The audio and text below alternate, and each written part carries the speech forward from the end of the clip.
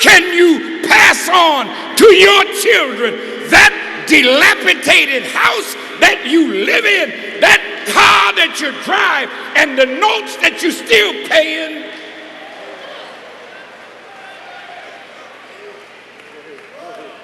What will we leave for our children if we don't leave them a nation and land upon which to build a future for ourselves and our people?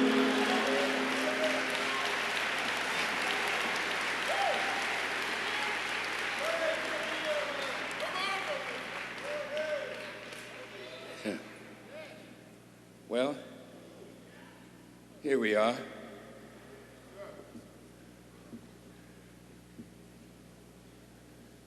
From this city, 200,000 men came to Washington. From this city, men who had strong differences of opinion from every walk of life, from every denomination of religion, from every fraternal group, from every different political persuasion, even different sexual orientation. But something was bigger than our differences. It was the hurt and the pain of black men and women and boys and girls, and we men wanted to come together to atone for our failure as men.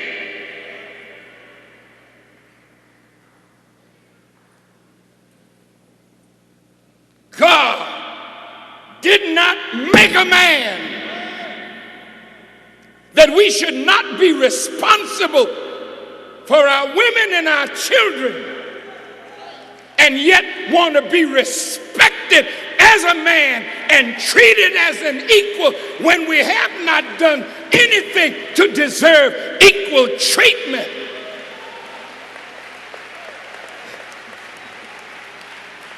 Straight talk. How in the hell can you be the equal? Your children, you won't send them nothing. You run from woman to woman, making baby after baby and looking for the government to support your sex drive?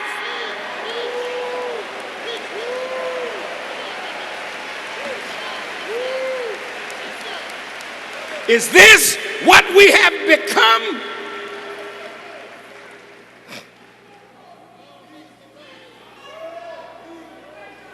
Your woman got a job and you staying at home watching how the world turns.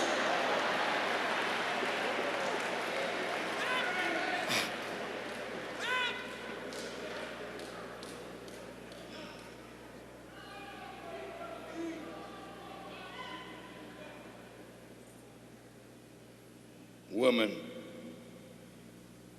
don't know how to cook.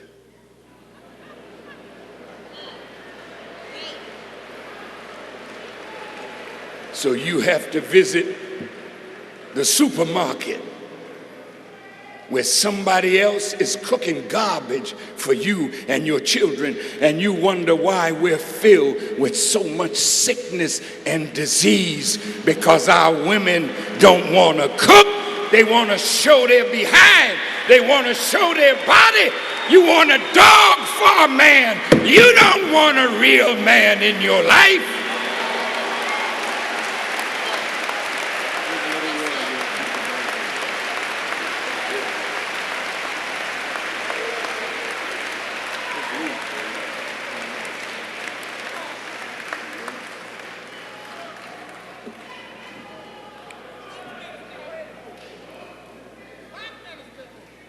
Well, here's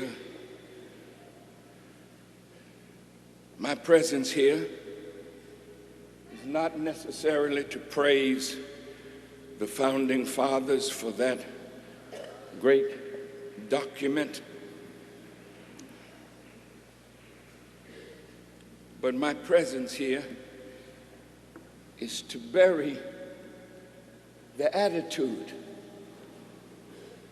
of those who founded America in their short-sighted vision. They never could see that America was going to house all of the peoples of our planet. They didn't see it. They didn't think that one day Chinese would be here, Japanese, Koreans, Mexicans, Puerto Ricans, people from Guatemala, Costa Rica, Dominican Republic, Haiti, people from Barbados, Jamaica, people from Africa, all over Africa, people from Asia, living all in America.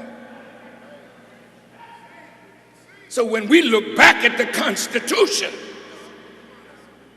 we want to know, today, do you really mean that we are citizens, or is that a trick? Because if we are citizens,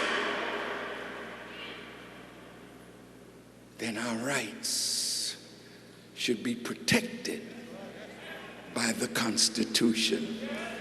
But not only are our rights not protected, that's why white children are marching, because they've lost their rights as well. So Farrakhan,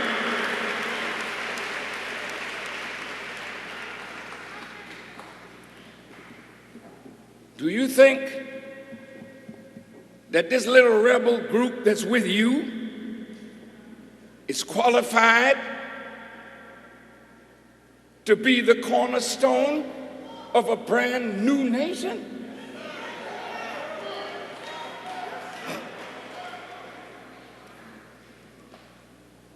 If we are guided by Allah, God, then there's nothing that we cannot do. We are more than qualified to erect a new nation on the foundation of the old. Now, I'm going to talk to you today about this Constitution.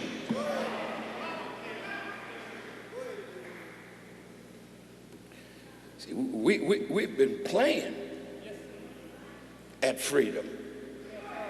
See, but the boys that met here, after they wrangled and put this thing together, they had to challenge the tyranny of the King of England.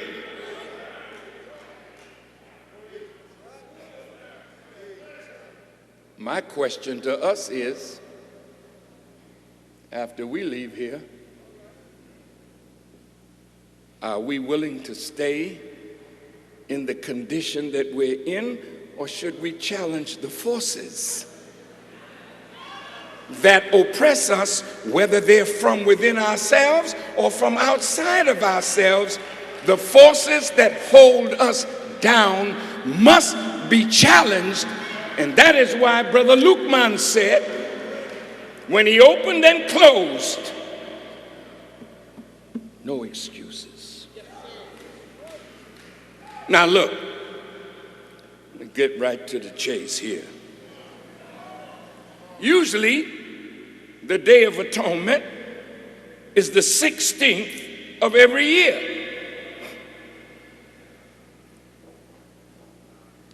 The reason it was on the 16th to begin with, we were celebrating the birth of the Honorable Elijah Muhammad, and we couldn't get them all on the 7th, so we settled for the 16th, because 6 and 1 is 7. So that's how we got to Washington on the 16th. I was upset with us. We want to make a holiday for Dr. King, and we got to beg white folk to approve us. It's a damn shame. You have no self-respect. You want a holiday for your brother? take it and make them obey it. That's what they did for you. You out for Columbus Day. You out for all their holidays. What's wrong with you? You can't bring your brother's birth and make it a holiday if that's what you want to do.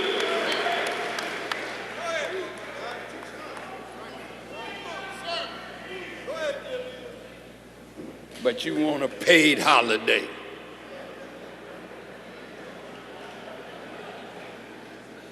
So we came on a Monday. Some of my civil rights brothers said, Farrakhan, you don't know what you're doing. We've always had our marches on the weekend. I said, I know what you had. And they mocked me. They said, Farrakhan don't know nothing about marching. He's with that separatist group. Yeah, but I know something about God.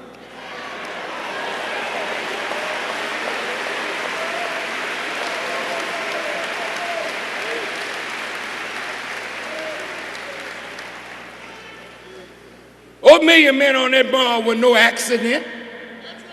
It didn't just happen.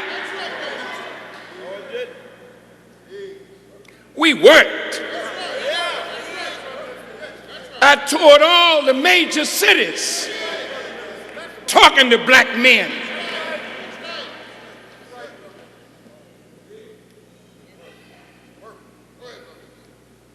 Told you, I ain't sending no bus for you like white folk do.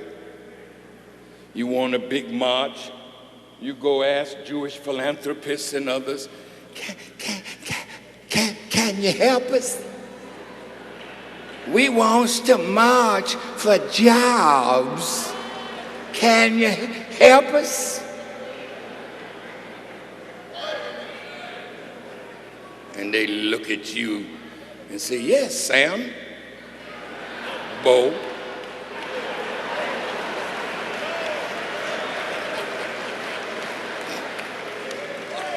We'll help you.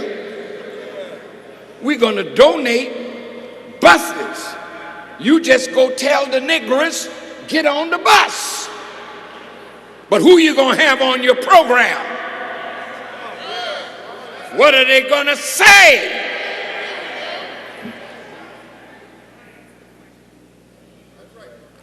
See, when you ain't running the show, and you hardly ever run a show, somebody else tells you what your program should look like. Who you invite? Farrakhan?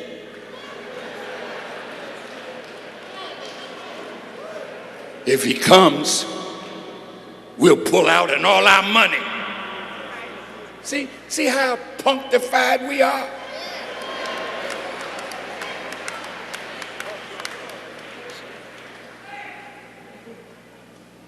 Somebody, I'm not going to name names today, offered us some money for the Million Family March. But they wanted to be the principal. I said, well, keep your money. Thank you very much. See, a whore in religion, a whore in politics, that you can be bought to sell out your own dignity. See, you gotta be able to say like Jesus, get thee behind me, Satan. I'm not for sale. And this is one black man that is not for sale. And I don't know too many more.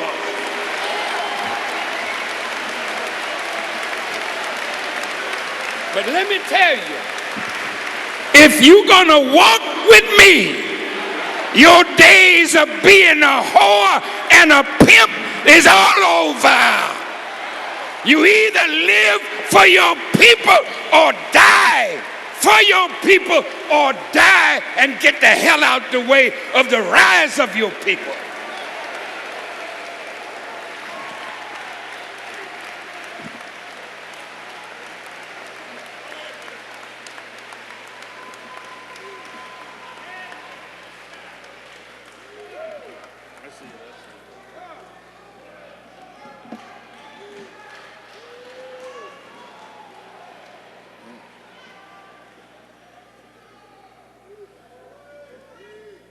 And guess what? We couldn't get the 16th in Philadelphia at the convention center, so we settled for the 7th, 8th, and 9th. But they were gonna unveil the statue of our brother Martin Luther King in September. But a woman came through there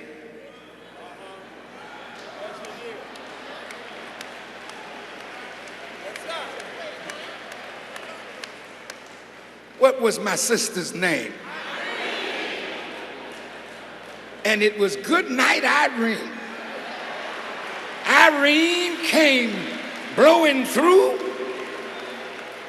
and they said, we better cancel this. And just before Irene, the earth shook in Washington, D.C., at the White House, at the Capitol building.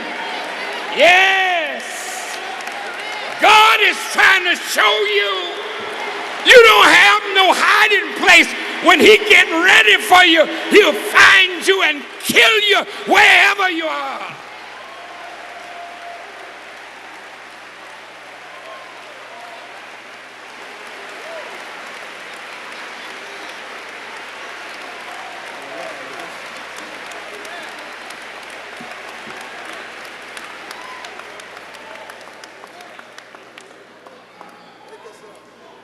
So now, it is fortuitous that the actual day of the 16th anniversary of the Million Man March, on the mall, there will be the dedication of the monument to Dr.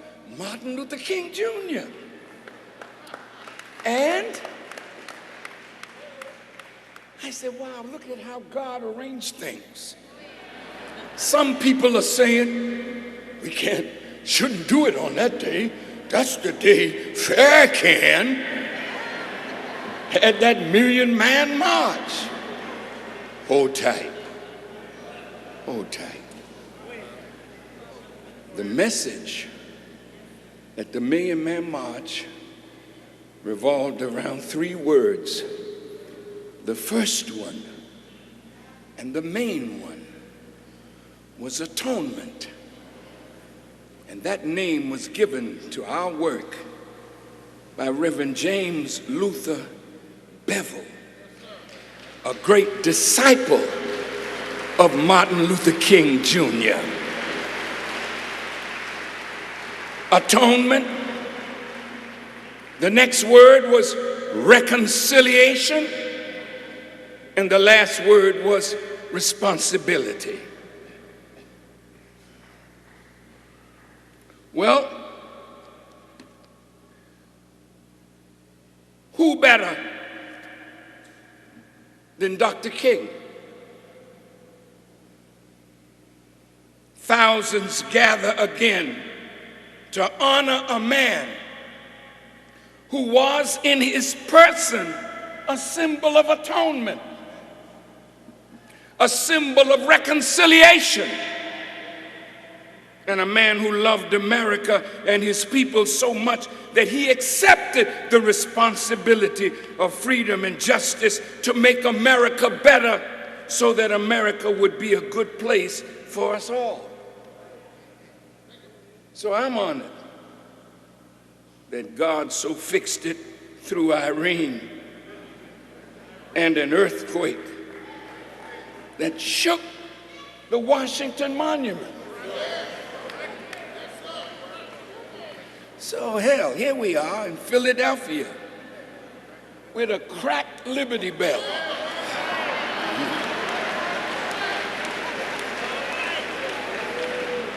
And the top of the Washington Monument now is cracked.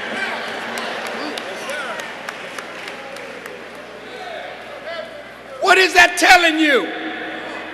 It's the leadership of America the leadership of the people. It's not the people. It's the rottenness of their leadership that has cracked liberty for the people.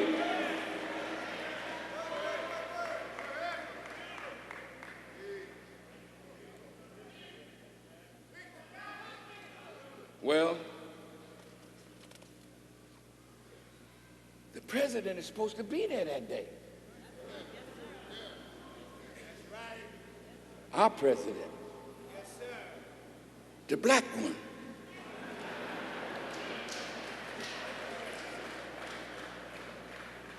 But I'd like to ask him this question.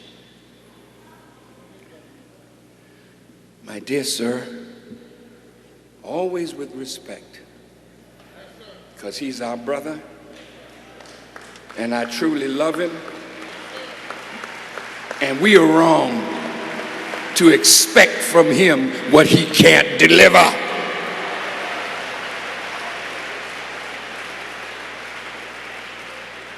But I want to ask him, how, Mr. President, can you come to the mall and honor that man and the unveiling of his statue without addressing the pressing needs of the poor for which he gave his life?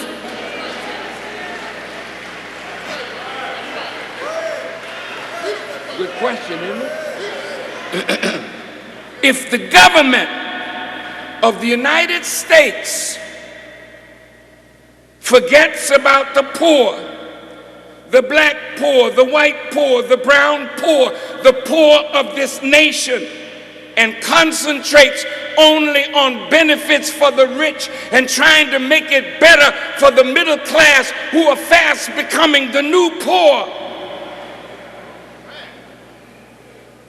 then the heart of the American Congress is as cold as the granite that bears the image of a man whose heart was warm for the principles of justice, freedom, equity, and peace. So don't forget, my dear brother president, that you were there 16 years ago on the mall with nearly 2 million of your brothers. And now you go to the mall to unveil the statue of a man who laid down and paid a price and laid a foundation for you to step up on.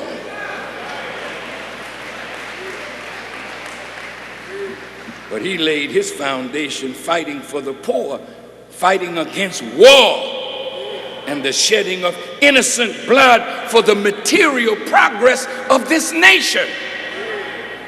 So, my dear brother, when you stand on that wall, on that mall, you cannot be hypocritical in the unveiling of the statue of a man whose name you invoke. So invoke his name. Dedicate that statue and go back to the White House and fight like hell. Even if you're only a one-term president, fight like hell for the people that put you in that office, and may God bless you to find the voice to do it.